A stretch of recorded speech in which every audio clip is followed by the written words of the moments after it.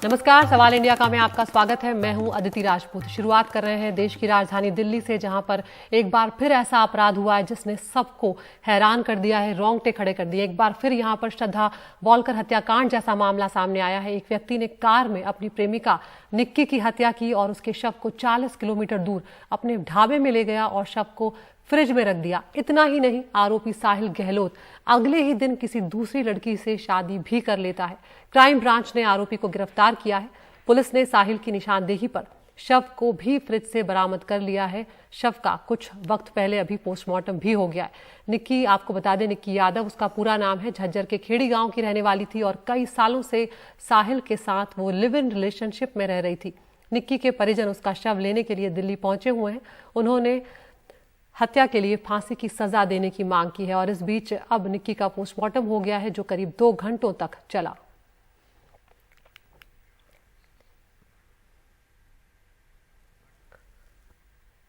तो दिल्ली में एक बार फिर से श्रद्धा हत्याकांड हुआ है। श्रद्धा जैसा हत्याकांड हुआ। एक बार आपको बताते हैं कि आखिर हुआ क्या क्या। नजफगढ़ में प्रेमी साहिल ने प्रेमिका निक्की की हत्या की है। 9 फरवरी को कार में गला दबाकर यह हत्या की गई। मोबाइल चार्जर का जो तार होता है, उससे साहिल ने निक्की का गला घोट दिया। निक्की के शव को अपने ढाबे में फ्रिज में रख दिया और उसके बाद वो वहां से गायब हो गया। अगले ही दिन 10 फरवरी को दूसरी लड़की से साहिल ने शादी भी कर ली। पुलिस को सूचना मिली तो साहिल को गिरफ्तार किया गया है और पूछताछ में साहिल ने सच बता दिया।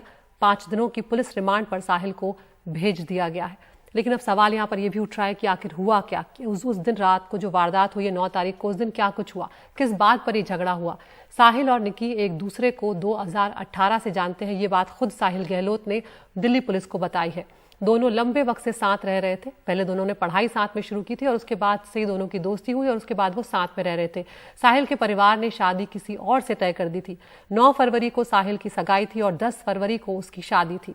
निक्की को साहिल की शादी की बात पता चल चुकी थी। निक्की ने उसे कश्मीरी गेट में बुलाया मुलाकात करने के लिए, बातचीत करने के लिए, और इसी बात पर साहिल की शादी को लेकर ही दोनों के बीच झगड़ा हो गया और झगड़ा इतना बढ़ गया कि साहिल ने निक्की को अपने मोबाइल के चार्जर का जो तार होता है उससे उसका गला दबा दिया और उससे गला घोंटकर उसकी हत्या कर दी। निक्की के परिवार को यहाँ पर आश्चर्य की बात यही भी है कि निक्की के रिश्ते के बारे में कुछ भी नहीं पता था। निक्की के पिता ने कहा है कि उन्हें कोई जानकारी नहीं थी, लेकिन अब अपनी बेटी के कातिल के लिए, साहिल के लिए, वो सजाए मौत की मांग यहाँ पर कर रहे हैं। तो एक बार फिर से दिल्ली में जिस तरह का अपराध यहाँ पर सामने आया है, उसने सबको हिलाकर रख दिया है। आपको यहाँ पर सुनवाते हैं निक्की के पिता का क्या कुछ कहना है। कल हमारे के पास पुलिस वालों का फोन आया, तभी पता लगा सुबह। हाँ, अभी उनका पोस्टमार्टम होना है तो उनको लेके आने हैं डेड बॉडी। अब साहिल को गिरफ्तार कर लिया तो न्याय की क्या मांग? न्याय की यही मांग है जी, उसको भी सजाए मौत होनी चाहिए। ये ना कोई केस दर्ज था, ना कोई मिसिंग रिपोर्ट थी। तो हमारे क्राइम ब्रांच के जिस सेक्शन ने काम किया, काफ़ी काबिल तारीफ़ है। तो हमारी टीम ने बहुत समय से इसको, जो मेन साक्ष्य था, बॉडी को रिकवर कर लिया वहाँ से फ्रिज की, इसकी निशानदेही पे। वो अकेला ही बहुत बड़ा साक्ष्य है जो कि इनको कन्विक्शन करने में, सज़ा दिलवाने में काफ़ी मददगार होगा। हाँ, हमने कल 5 दिन की रिमांड ले ली है, यही सारी चीज़ें करने के लिए, सीक्वेंस को एस्टेब्लिश करने के लिए। और हमारे साथ ज़्यादा जानकारी के साथ जुड़ गए हमारे सहयोगी मुकेश सिंह सेंगर। मुकेश, एक बार फिर से एक ऐसा मामला सामने आया जो कहते हैं इंसानियत को शर्मसार कर देने वाला है कि जिसके साथ आप इतने वक्त से रिलेशनशिप में थे, आपने उसी की हत्या कर दी। और उस पर बड़ी बात यह कि अगले ही दिन उतनी ही बेशर्मी से जाकर साहिल ने शादी कर ली और किसी को पता तक नहीं लगने दिया। देखिए, बिल्कुल जो आरोपी साहिल गहलोत है, उसने एक साथ 3 परिवारों को बर्बाद कर दिया। पहला जिससे शादी की, दूसरा निक्की यादव जिसकी हत्या हुई, और तीसरा खुद का परिवार। तो 3 परिवारों को बर्बाद करके जो आरोपी है वो पकड़ा गया है। और आरोपी ने पूछताछ में बताया कि 2018 से उसका निक्की यादव से रिलेशन था और दोनों लिव इन में रह रहे थे। पहले ये लोग दिल्ली के उत्तम नगर में रहते थे क्योंकि दोनों साथ में ही पढ़ते थे। उसके बाद ग्रेटर नोएडा की गलगोटिया यूनिवर्सिटी में इन्होंने एडमिशन लिया और वहां पर दोनों पढ़ाई कर रहे थे और दोनों एक साथ रहते थे। लेकिन इसी बीच जो साहिल के घर वाले हैं, जो मित्राओं गांव में रहते हैं दिल्ली के, उनको ये बात मालूम चल गई कि साहिल का किसी और लड़की से रिलेशन है, क्योंकि लड़की का जो उसकी जाति थी वो अलग थी। तो इसलिए साहिल के घर वालों ने ये तय किया कि इसकी शादी जल्दी करवा दी जाए। और साहिल के घर वालों ने उसका रिश्ता कहीं और तय कर दिया। जहां पर रिश्ता तय हुआ ये लड़की भी झज्जर की ही रहने वाली थी। इसके बाद 9 फरवरी को साहिल की मंगनी तय हुई और 10 फरवरी को शादी तय हुई। लेकिन इसी बीच 9 फरवरी को जब उसकी मंगनी हो गई, इसके बाद निक्की ने उसको फ़ोन किया और कश्मीरी गेट इलाके में बुलाया, क्योंकि निक्की को भी ये मालूम चल गया था कि साहिल की कल शादी होने वाली है। माफ करिए। इसके बाद जो साहिल है वो अपनी बरना कार से कश्मीरी गेट इलाके में गया 9 तारीख की रात में, और उसके बाद निक्की साहिल की कार में आ गई। फिर दोनों में इसी बात को लेकर झगड़ा हुआ, शादी की बात को लेकर।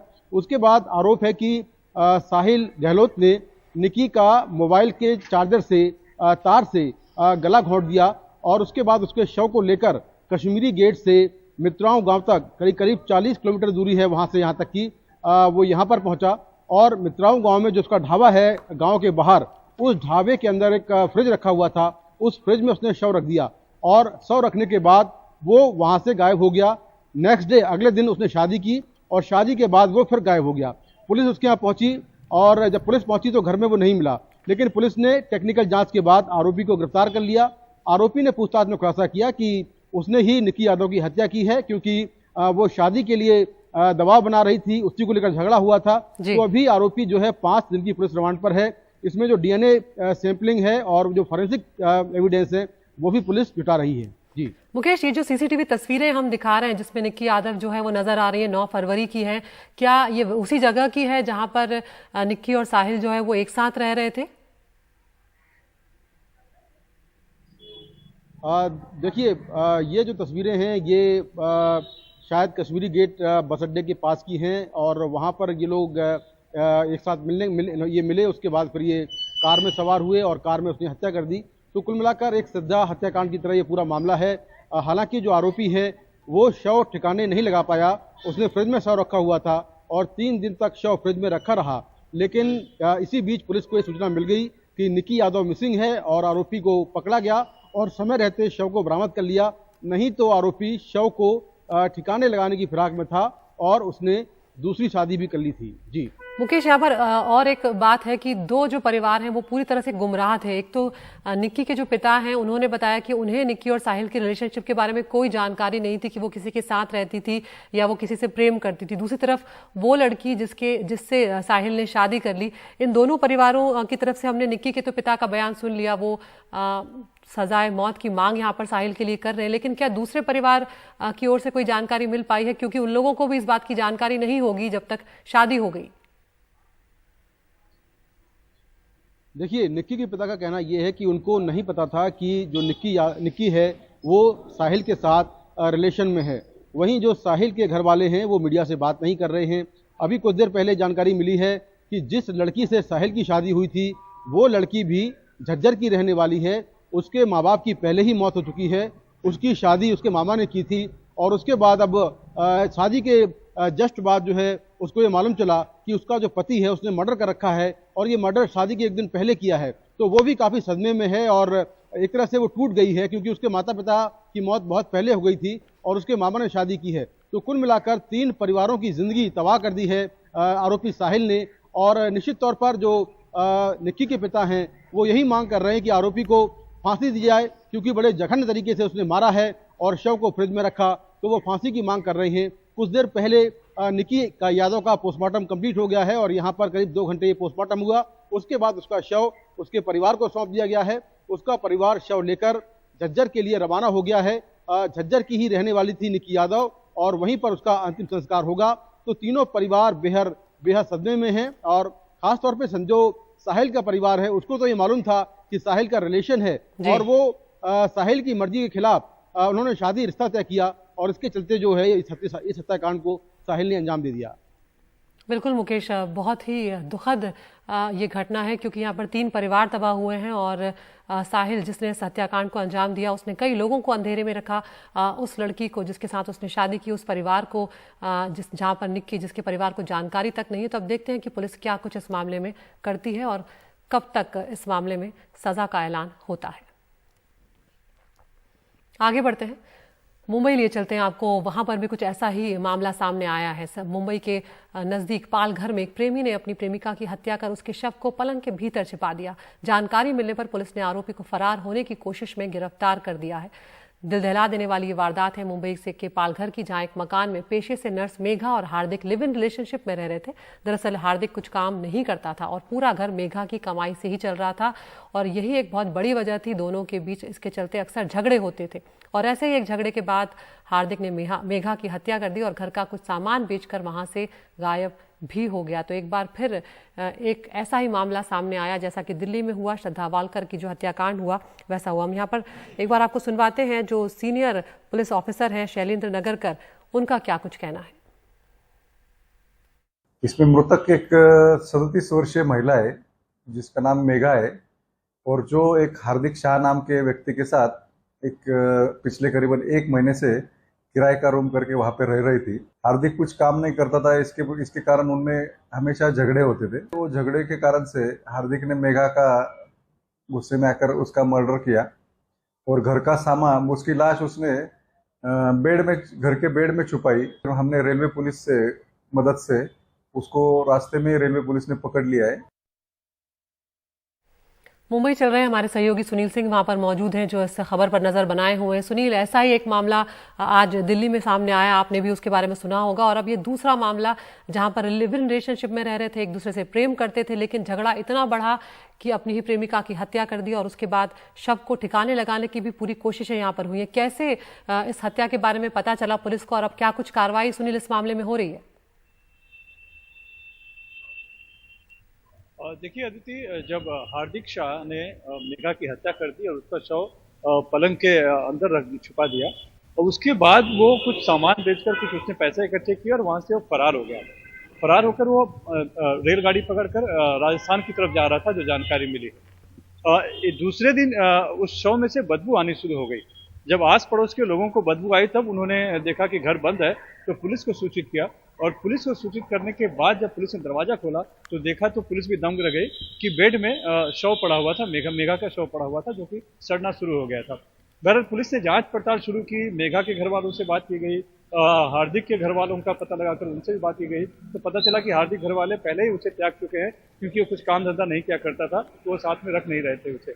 ये दोनों जो है 3 साल से एक दूसरे को जानते थे, 6 महीने से लिविंग रिलेशनशिप में रह रहे थे और 1 महीने पहले ही इस सीता सदन जो कि नालासोपारा में तुलेजी इलाके में वहां पे रहने आए थे और वहीं पर आपसी जो रोज झगड़ा हुआ करता था, तकरार हुआ करता था दोनों के बीच कि एक हार्दिक काम नहीं करता था, उसको लेकर गुस्से में आकर उसने हत्या को अंजाम दिया और फिर वो भाग गया।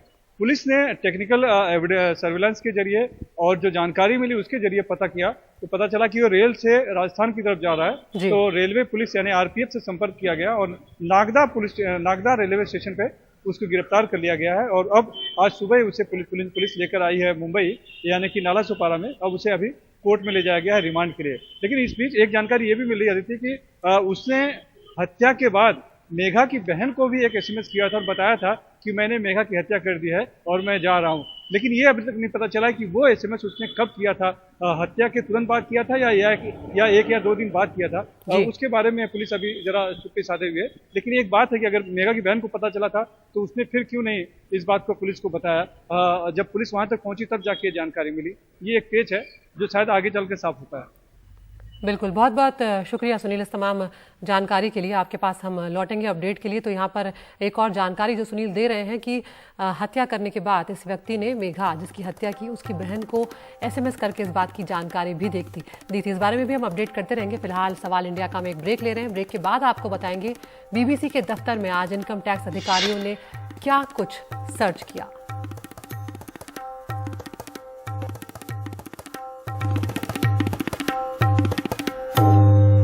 और अब नजर डालते हैं एक और बड़ी खबर पर जो कल से लगातार सुर्खियां बटोर रही है। बीबीसी के दिल्ली और मुंबई दफ्तर में कल शुरू हुआ आयकर विभाग का सर्वे आज भी जारी है।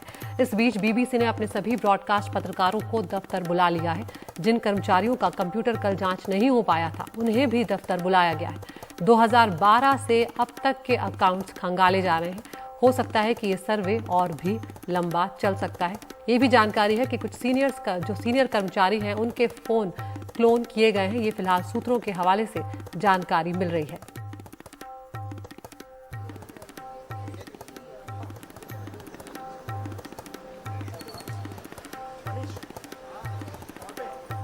तो आयकर विभाग की टीम जो है वो पत्रकारों समेत कर्मचारियों के डेस्कटॉप की भी जांच कर रही है और कल भी मोबाइल की जांच की गई थी। कई कर्मचारियों की शुरुआत में मोबाइल जो है वो जब्त भी कर लिए गए थे। तो आज जो जानकारी मिली है उसके मुताबिक इनकम टैक्स विभाग के जो अधिकारी हैं वो जब कंप्यूटर की जांच कर रहे हैं तो कुछ खास शब्द लिखकर ये जो आयकर विभाग की टीम है ये सर्च कर रही है। और ये खबर सामने मिली है कि ये टैक्स लिखकर ये लोग सर्च कर रहे हैं, उसके बाद ये लोग बिल लिखकर सर्च कर रहे हैं, ब्लैक मनी लिखकर सर्च किया है। तो ये सूत्रों के हवाले से खबर मिल रही है कि इनकम टैक्स विभाग की टीम है जो कुछ खास शब्दों को लिखकर सर्च करती हुई यहाँ पर नजर आ रही है। इधर बीबीसी की तरफ से जो प्रतिक्रिया आई है वो भी हम आपको यहाँ पर दिखा देते हैं। कल बीबीसी ने कहा था कि ये सर्वे चल रहा है जिसमें हम सहयोग कर रहे हैं और जल्द ही इसका समाधान होगा। आज बीबीसी ने जो अपनी ताज़ा प्रतिक्रिया दी है उसमें कहा है कि बीबीसी ने अपने सभी ब्रॉडकास्ट पत्रकारों को दफ्तर आने को कहा है। कल जिन कर्मचारियों को कंप्यूटर नहीं जांचे गए थे उन्हें भी दफ्तर बुलाया है। कंप्यूटर की जांच के बाद पत्रकारों को अपनी स्टोरी के लिए जाने दिया गया। बीबीसी की तरफ से ये भी कहा गया है कि इनकम टैक्स विभाग आज बीबीसी ब्रॉडकास्ट ऑपरेशन में दखल नहीं देगा। बीबीसी कर्मचारियों के आयकर विभाग के साथ सहयोग करने को कहा गया है। आयकर विभाग का सर्वे खत्म होने के बाद बीबीसी रिलीज भी जारी करेगा। अभी तक आयकर विभाग ने कोई कंप्यूटर या फोन जब्त नहीं किया है। तो यहाँ पर लगातार कल से ही इस बात पर सवाल भी उठ रहे हैं, हम जानते हैं, और तमाम विपक्षी पार्टियां जो हैं वो लगातार सरकार पर हमलावर हैं क्योंकि बीबीसी की जो हाल ही में डॉक्यूमेंट्री आई थी उसको लेकर ये सवाल उठाए जा रहे थे कि ये जो टाइमिंग है ये एक बड़ी बात है कि जब वो बीबीसी की डॉक्यूमेंट्री आई उसे बैन किया गया और उसके बाद ही बीबीसी को लेकर ये जो सर्वे हो रहे हैं ये हो रहे हैं। और दोनों ही दफ्तरों पर जब कल अचानक इनकम टैक्स विभाग की टीम पहुंची थी तो वहाँ के जो कर्मचारी हैं उन्हें भी कोई जानकारी नहीं थी और उसके बाद वो सर्वे शुरू हुआ जो कल देर शाम तक चला है और उसके बाद वो सर्वे जो है वो आज भी चल रहा है। हमारे सहयोगी सौरभ शुक्ला कल से ही इस मामले पर नजर बनाए हुए हैं। सौरभ, आज इस वक्त क्या कुछ चल रहा है, क्या कुछ जानकारी मिल रही है? क्योंकि आपने ये भी जानकारी दी सूत्रों के हवाले से कि कुछ खास शब्द हैं जो वो लोग टाइप करके इनकम टैक्स विभाग के लोग सर्च कर रहे हैं और जो सीनियर हैं उनके मोबाइल क्लोन भी किए गए। देखिए, जो कुछ 3 से 4 उनके वरिष्ठ कर्मचारी हैं बीबीसी के, इसमें उनके वित्त विभाग के भी कर्मचारी हैं, उनके फोन क्लोन किए गए हैं और जो अब लगभग 28 घंटे से ज्यादा 29 घंटे हो गए हैं इस पूरे सर्वे के, उसमें आपको बताएं अदिति कि जो देर लग रही है वो इसलिए लग रही है क्योंकि लगभग 50 से 60 कंप्यूटर्स हैं, कर्मचारी हैं, उनके सिस्टम नहीं जांचे जा सके थे कल, जिनके सिस्टम नहीं जांचे जा सके थे उनको आज बुलाया गया है और उनकी सिस्टम्स की जांच की जा रही है। जो सिस्टम से कीवर्ड लिखे जा रहे हैं, जो पत्रकार हैं, उसमें टैक्सेशन, ब्लैक मनी, बेनामी, ऐसे बिल्स, ऐसे कुछ कीवर्ड लिख करके रन थ्रू कर रहे हैं सिस्टम को। और इसके अलावा आपको बताएं अदिति कि जो इम्पोर्टेंट बात जो अब तक निकल करके सामने आई है, एक बहुत बड़ा सवाल उठ रहा है कि अब तक इनकम टैक्स को मिला है, पूरे जो उनका ये सर्वे चल रहा है उसमें उनको हासिल क्या हुआ है। देखिए, जो अभी तक हमें जानकारी मिल रही है हमारे सूत्रों के हवाले से, उसमें सबसे बड़ी चीज अभी तक इनकम टैक्स को मिली है, ऐसा सूत्र बता रहे हैं कि कुछ उनको बिल्स मिले हैं जिनको जो प्राइमरी उनको लग रहा है कि प्राइमरी तौर पर वो बोगस बिल्स हैं। 2012 से लेकर के 2023 तक जितनी भी उनके ट्रांजेक्शन हैं, बीबीसी के ट्रांजेक्शन हैं, उनकी डिटेल्स ले ली गई है। इसके अलावा सारी जो बैलेंस शीट उनकी डिटेल्स ले ली गई है। इसके अलावा जो ट्रांजेक्शन हुए हैं जितने बैंक अकाउंट्स हैं बीबीसी के, उनकी स्टेटमेंट, पैसा कैसे जाता है, क्योंकि जो ट्रांसफर प्राइसिंग पॉलिसी का उल्लंघन बता करके जो इनकम टैक्स का सर्वे हो रहा है बीबीसी के दफ्तर पर, ये कहा जा रहा है कि जो उनको भारत में प्रॉफिट हुआ उसे गैर कानूनी तरीके से ट्रांसफर किया गया, तो उसको लेकर के जांच की जा रही है। देखिए, कल ज्यादातर कर्मचारियों को अदिति उनके घर जाने दिया गया था, लेकिन कुछ वरिष्ठ कर्मचारी हैं, 3 से 4 लोगों को उनको घर भी जाने नहीं दिया गया था। इनकम टैक्स की जो 24 सदस्यीय टीम है जो कल आई थी सुबह 11 साढ़े 11 बजे के करीब यहाँ, वो भी वहां से भी कोई बाहर नहीं गया है। तो एक बड़ा सर्वे है। कल अकाउंट टीम की जो प्रमुख हैं बताया गया वो बॉम्बे में थी, उनको भी वापस दिल्ली बुला लिया गया था, उनसे पूछताछ चल रही है। कुछ एम्प्लॉइज थे जो आउट ऑफ स्टेशन थे, नहीं थे, उनको ही बुलाया गया है। तो जब तक सबके सिस्टम्स की जांच नहीं होगी तब तक उनको जाने नहीं दिया जाएगा। जिनकी सिस्टम की जांच हो गई है, कंप्यूटर की जांच हो गई है, वहां पर टैग लगाया जा रहा है की जांच हो गई है। तो अभी भी जानकारी पूरी ली जा रही है, बातचीत की जा रही है और कुछ जैसे कि आपने बताई कुछ जो वरिष्ठ कर्मचारी हैं बीबीसी के, उनके फोन की क्लोनिंग की गई है।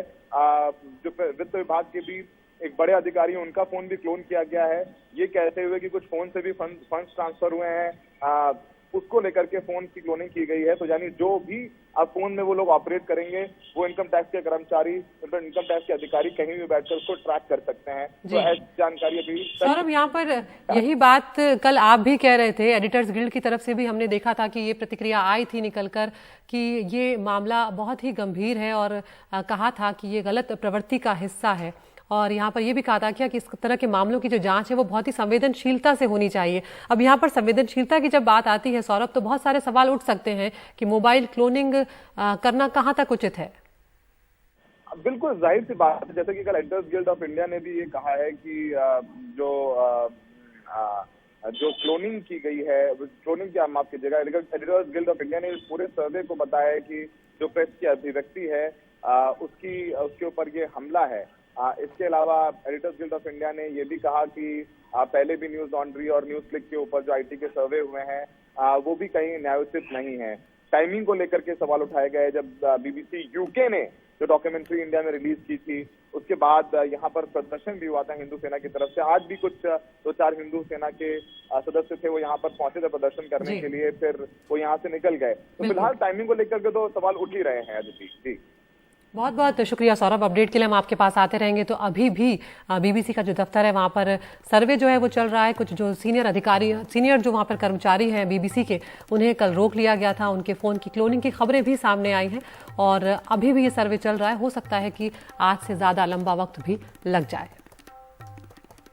आगे बढ़ते हैं, असम की बात करते हैं, जहां पर बाल विवाह के जुर्म में 3000 से ज्यादा लोगों को गिरफ्तार कर जेलों में डाल दिया गया। इनमें से कई लोगों पर पॉक्सो एक्ट भी लगाया गया।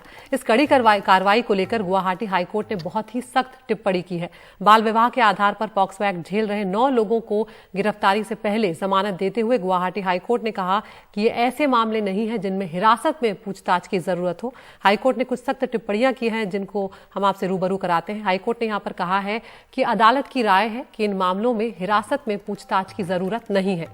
इन मामलों में पॉक्सो लगाने का क्या मतलब है, ये सवाल भी पूछा गया है। पॉक्सो लगा देने भर से क्या जज ये मामले नहीं देखेंगे? इससे लोगों की निजी जिंदगी में तबाही मची हुई है। यहाँ पर कोर्ट ने काफी संवेदनशीलता भी दिखाई है और कहा है कि इनके परिवारों में बच्चे बुजुर्ग सब शामिल हैं। अगर आपको कोई गुनाहगार दिखता है तो आरोप पत्र दाखिल करें, लेकिन क्या इन सबको जेल में डाल देना चाहिए, ये सवाल यहाँ पर उठाया गया। यहाँ पर यह भी महत्वपूर्ण है, हम अपने दर्शकों को बताएं कि पॉक्सो एक्ट आखिर है क्या। 2012 में नाबालिग बच्चों की सुरक्षा के लिए यह एक्ट लाया गया था। 2019 में कानून में संशोधन किया गया और अधिकतम मौत तक की सजा का भी प्रावधान पॉक्सो एक्ट में किया गया है, क्योंकि कई बार हमने देखा कि नाबालिगों के साथ, नवजात बच्चों के साथ भी बदसलूकी की गई।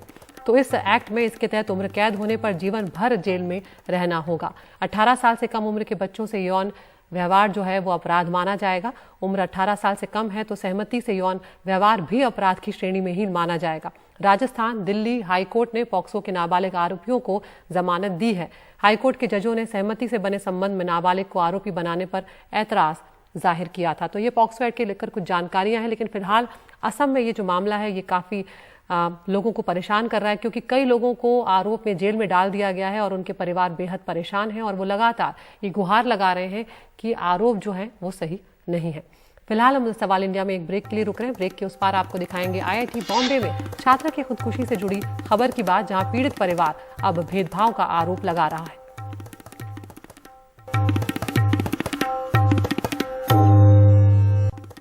तो इस वक्त एक बड़ी खबर आ रही है। आजम खान और उनके परिवार की मुश्किलें खत्म होने का नाम नहीं ले रही हैं। सपा विधायक अब्दुल्ला आजम की विधानसभा सदस्यता रद्द हो गई है। 15 साल पहले हुए मामले में सजा के बाद अब सदस्यता भी रद्द हो गई है। रामपुर की स्वार सीट से विधायक हैं अब्दुल्ला, लेकिन अब उनकी विधायकी जो है वो रद्द कर दी गई है। मुरादाबाद MP MLA कोर्ट जो है उन्होंने 2 साल की सजा जो है वो यहाँ पर सुनाई थी आजम खान को भी और अब्दुल्ला आजम को भी, और दोनों को दोषी करार दिया गया था 2008 के छजलैट केस में।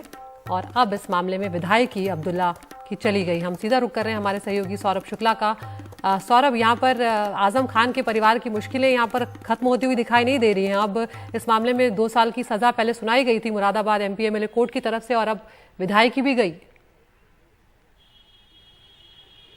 बिल्कुल एक बहुत बड़ा झटका है सपा के लिए भी और आजम खान के परिवार के लिए भी। हम सब जानते हैं कि पिछले साल 2019 के एक मामले में लेकर सजा सुनाई थी आजम खान को MP MLA कोर्ट ने रामपुर की, उनकी सदस्यता गई, उपचुनाव हुए और उसमें बीजेपी चुनाव जीत गई थी। और अब आजम खान के बेटे अब्दुल्ला आजम रामपुर की स्वाट टांडा से विधायक हैं और अब थे हो गए हैं, उनकी सदस्यता भी रद्द कर दी गई है। कल मुरादाबाद के MP MLA कोर्ट ने 15 साल पुराने एक मामले में ये सजा सुनाई है। इसमें धारा 353 के तहत ये सजा सुनाई गई है, जिसमें 2 साल 2 वर्ष का कारावास और 2000 रुपए का यह जुर्माना लगाया गया था। इस पूरे मामले में 9 आरोपी थे, जिसमें 7 को दोषमुक्त किया गया और 3 को ये सजा सुनाई गई है। आजम खान को भी सजा सुनाई गई है और अब्दुल्ला आजम को भी ये सजा सुनाई गई है। 2008 में जो मुरादाबाद का छजलाट इलाका है, वहां पर आजम खान का काफिला रोका गया था, तो ये आरोप है कि तब सड़क जाम कर बलवा करने के तहत ये मुकदमा दर्ज किया गया था धारा 353 के तहत, और इसी में अब्दुल्ला आजम को दोषी करार दिया गया है। और आज जब कल दोषी करार दिया तो सचिवालय ने अधिसूचना जारी कर अब्दुल्ला की विधानसभा सदस्यता रद्द कर दी है। और हम सब जानते हैं सुप्रीम कोर्ट का आदेश है कि अगर 2 वर्ष या उससे ज्यादा की सजा होती है तो विधानसभा सदस्यता चली जाती है और चुनाव भी नहीं लड़ सकते हैं। सजा पर तो क्योंकि 2 साल की सजा है तो कोर्ट से बेल भी हो जाती है, हाई कोर्ट भी जा सकते हैं, लेकिन चूंकि सजा हो चुकी है तो अब अब्दुल्ला आजम की मुश्किलें बढ़ गई हैं। तो जैसे अभी रामपुर सदर से विधायक आजम खान की जब सदस्यता गई थी, उपचुनाव हुए थे, और अब यहाँ भी स्वाट टांडा सीट से भी उपचुनाव होंगे और अब्दुल्ला आजम के ऊपर और दूसरे मुकदमे भी हैं, फर्जी मार्कशीट लगाने के भी मुकदमे हैं, मिट्टी चोरी, बहुत सारे मुकदमे। हम जानते हैं कि आजम खान के ऊपर 90 से ज़्यादा मुकदमे हैं, अब्दुल्ला आजम के ऊपर भी कई मुकदमे हैं। तो वाकई ये मुकदमे भारी पड़ रहे हैं। पहले आजम खान की सदस्यता गई और अब अब्दुल्ला आजम की भी विधानसभा सदस्यता चली गई है। आदिति, बहुत बहुत शुक्रिया सौरभ। तो पिता पुत्र दोनों की सदस्यता जो है वो यहाँ पर अब जा चुकी है और दोनों को 2-2 साल की सजा का भी मुरादाबाद MP MLA कोर्ट ने ऐलान किया है। लेकिन अब देखते हैं कि क्या कुछ इस मामले में हो सकता है, क्योंकि जिस तरह से सौरभ कह रहे हैं कि सजा के लिए तो आप ऊपर की कोर्ट में जाकर अर्जी दे सकते हैं, लेकिन जो सदस्यता गई है उसको शायद वापस नहीं लाया जा सकेगा। आगे बढ़ रहे हैं, IIT बॉम्बे की बात अब कर रहे हैं, जहां पर एक छात्र की खुदकुशी को लेकर विवाद जो है वो लगातार बढ़ता जा रहा है और अब इस मामले में एक नया मोड़ आ गया है। दर्शन सोलंकी जो छात्र हैं उनके परिवार वालों की तरफ से यहां पर सीधे तौर पर जातिगत भेदभाव का आरोप लगाया गया है। दर्शन की बहन का कहना है कि उसकी जाति पता चलने के बाद दोस्तों ने उससे मिलना जुलना बंद कर दिया था। दर्शन की चाची का यहाँ पर कहना है कि उसके साथ पढ़ने वाले कहते थे कि वो मुफ्त में पढ़ाई कर रहा है, जबकि उन्हें पैसे देने पड़ते हैं। दर्शन की मां ने भी आरोप लगाया कि कई लड़के उससे जलते थे और उसे परेशान भी किया जा रहा था। लेकिन दर्शन के पिता और दादा का कहना है कि उन्हें जातिगत भेदभाव की कोई जानकारी नहीं है। उधर आपको बता दें कि कल ही IIT बॉम्बे की तरफ से भी यहाँ पर सफाई सामने आई थी, जिसमें कहा गया था कि अभी पुलिस की जांच चल रही है और जातिगत भेदभाव के आरोप से IIT बॉम्बे ने साफ तौर पर इनकार किया था। यहाँ पर आपको सुनवाते हैं कि परिवार की तरफ से क्या कुछ प्रतिक्रियाएं सामने आई हैं। वो सच्ची है, सब कुछ सच है। क्या हुआ था जनवरी में आया तो क्या बताया था उसने? जनवरी में वो तो हंसता ही है। और क्या बताया क्या था इससे बड़ी मम्मी को जो बोला? दुख होने वाली कभी वो बात नहीं कहता हो। तो जो ये आरोप लग रहे हैं कि जाति सूचक टिप्पणी उसको की गई थी, प्रेशर उसको किया जाता था वहाँ पर, जो बड़ी मम्मी ने भी बताया इनकी, वो सब सच है। सच है, उसको होता था परेशानी है। क्या लगता है? उसको टॉर्चर किया जा रहा था। ऊपर से बिल्डिंग से जो गिरने की जो बात बताई जा रही है उसमें क्या आपको लगता है? वो परेशान बहुत हो गया इसलिए। हाँ, वो उत्तरायण में आया था तो मुझे मम्मी पापा को बताया था कि यहाँ पे ना जाति भेदभाव किया जाता है। अच्छा, क्या बता था? क्या जाति भेदभाव उसके साथ में किया गया था? लाइक उसके साथ ना उसके फ्रेंड्स को ये पता चला कि SC ST से बिलोंग करता है, तो उनको ना उनका बिहेवियर पूरा चेंज हो गया। लाइक उसके साथ कुछ बोला नहीं जाता था, लाइक उसके साथ कोई अच्छे से बात नहीं करता था, उसके साथ कोई अच्छे से रहता नहीं था। यानी अछूत वाला व्यवहार उसके साथ में किया जाता था ईश्वरिया ने। ये कब बताया था उसने आपको? जब उत्तरायण में आया था तब बताया था। और पढ़ने लिखने में कैसा था दर्शन? पढ़ने लिखने में तो बहुत शार्प था। बहुत शार्प था। मेरे को ऐसा कुछ नहीं लगा कि वो प्रेशर में था। मेरे को ऐसा कुछ भी ऐसा नहीं हुआ कि वो प्रेशर में हो। तो आपको क्या लगता है? फ़ोन आया उसके 2 घंटे पहले, IIT में से फ़ोन जब आया उसके 2 घंटे पहले तो मेरे उससे बात हुई थी। अच्छा, क्या बोल रहा था, क्या बात हुई थी आपकी? बस नॉर्मली बात, कैसे हो, मज़े में। बड़े भाई की बेटी का बर्थडे था तो उसको विश करने के लिए फ़ोन किया था, नॉर्मल बात करने के लिए फ़ोन किया था। अच्छा, उसके बाद क्या हुआ फिर? बस उसके बाद कुछ उसके वो घूमने जाने वाला था तो मैंने उसके अकाउंट में पैसे भी डाले। वो मना कर रहा था कि नहीं इतने पैसे तो है मेरे पास, और वो पैसे भी बहुत खर्च नहीं कर रहा था, फिर भी मैंने डाले पैसे और वो मना ही कर रहा था पैसा नहीं चाहिए। तो इस तरह से एक होनहार छात्र जो है वो अब इस दुनिया में नहीं है। IIT बॉम्बे ने बयान जारी करके कहा था, वो भी आपको बता देते हैं यहाँ पर कि उन्होंने क्या कुछ कहा है। उसमें ये कहा गया कि कहीं कहीं कहा जा रहा है कि प्रथम वर्ष के छात्र की मौत की वजह भेदभाव है।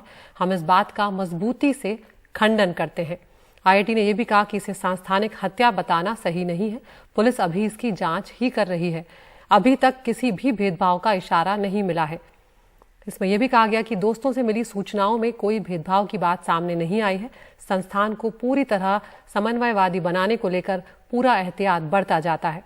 फैकल्टी द्वारा किसी भेदभाव को लेकर 0 टॉलरेंस की नीति हम यहाँ पर अपनाते हैं। दाखिले के बाद किसी छात्र की जाति उजागर नहीं की जाती है। छात्रों की संवेदनशील बनाने की पूरी कोशिशें होती हैं।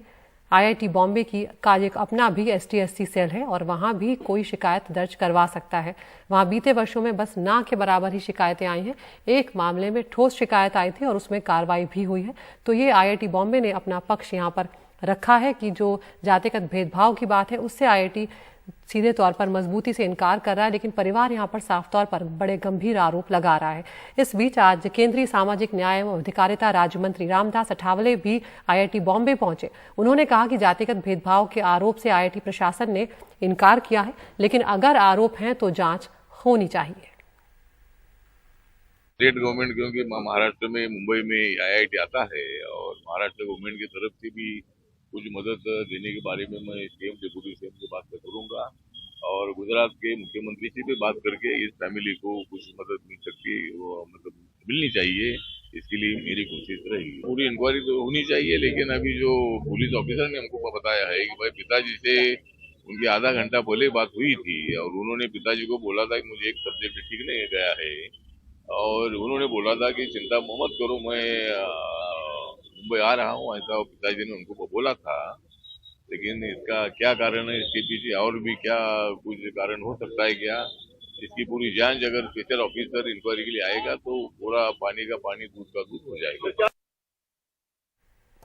तो फिलहाल सवाल इंडिया में एक ब्रेक के लिए रुक रहे हैं। ब्रेक के बाद आपको बताएंगे हक की लड़ाई के लिए दिल्ली पहुंचे हैं लद्दाख के लोग।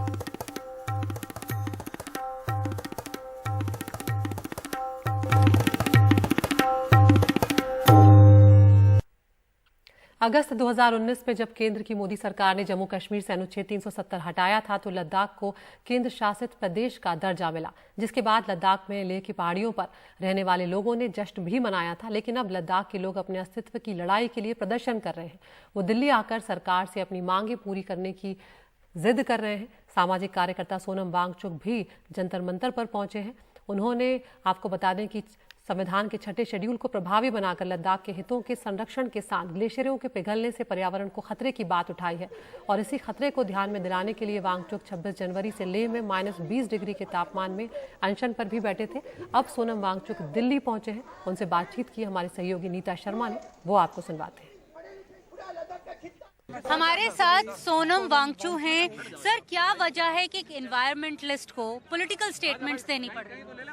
मैं अभी भी पर्यावरण से जुड़े हुए स्टेटमेंट्स ही दे रहा हूं, मगर पर्यावरण को बचाते बचाते मेरे हिफाजत के इतने चिंतित हो गए जो प्रशासन है कि उन्होंने लोकतंत्र के सभी नियम कानूनों का हनन किया। तो मुझे लगा कि लोकतंत्र भी खतरे में है, क्योंकि जिस तरह से एक शांतिपूर्वक अनशन करने वाले को आप नज़रबंद कर देते हैं और लिख के भी नहीं देते हैं कि आप नज़रबंद हो, मगर करते वही हैं, तो फिर मुझे लग रहा है कि अब लोकतंत्र भी खतरे में है कि लद्दाख को, जैसे हर प्रदेश में आप लोगों का हक है कि आप अपने चुने हुए नेता भेजें, लद्दाख में ऐसा कुछ नहीं है, कोई चुना हुआ नहीं है, एक शासक शासन कर रहे हैं, तो इसलिए मुझे देना पड़ा। मैंने प्लेकार्ड्स देखे कि सेव डेमोक्रेसी, ब्यूरोक्रेसी को टारगेट किया जा रहा है, तो ये आखिर इसकी क्या वजह है?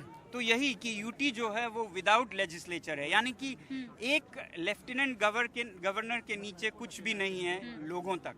जो हिल काउंसिल हैं वो तो बहुत कमज़ोर हो चुकी हैं, उनके पास 8% भी बजट नहीं होता है। बाकी आप सारे प्रदेशों में तो 100% चुने हुए प्रतिनिधि लेजिस्लेटिव असेंबली में बैठ के फैसला करते हैं, लद्दाख को ये नसीब नहीं है। सर, जब ये आप लोगों को यूटी बनाया गया था तो काफी जश्न मनाए गए थे, कारगिल में तो लोग दुखी थे, लेकिन लेह लद्दाख में काफी खुशी थी। तो तब से अब क्या स्थिति बदली है कि आप लोग भी कारगिल के साथ आ गए? तब हम उम्मीद कर रहे थे कि जिन नेताओं ने हमें यूटी दी है वो हमें संरक्षण भी देंगे, वो हमें लोकतंत्र भी देंगे।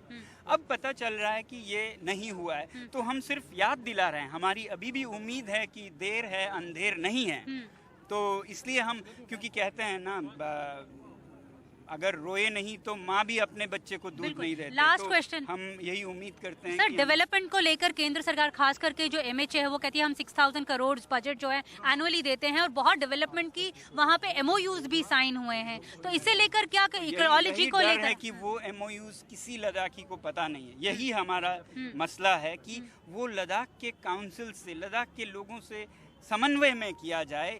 आप पूरा खाका दे रहे हैं कि समस्या क्या है, क्योंकि 6000 करोड़ खर्चे जा रहे हैं और लोगों को कुछ पता नहीं, उनका कोई अधिकार नहीं है, बल्कि मुझे तो पता है कि उसमें से आधे से ज्यादा वापस जा रहे हैं। तो वापस जा रहे हैं तो लोगों से नहीं पूछा जा रहा, खर्च हो रहे हैं तो लोगों का उसमें कोई भागीदारी नहीं है, यही समस्या। Thank you so much. तो ये थे सोनम वांगचू जो कह रहे थे कि भागीदारी जो है वो लोकल अथॉरिटीज की नहीं है लद्दाख में, जिसके चलते ये प्रदर्शन जो है वो दिल्ली आ पहुंचा है।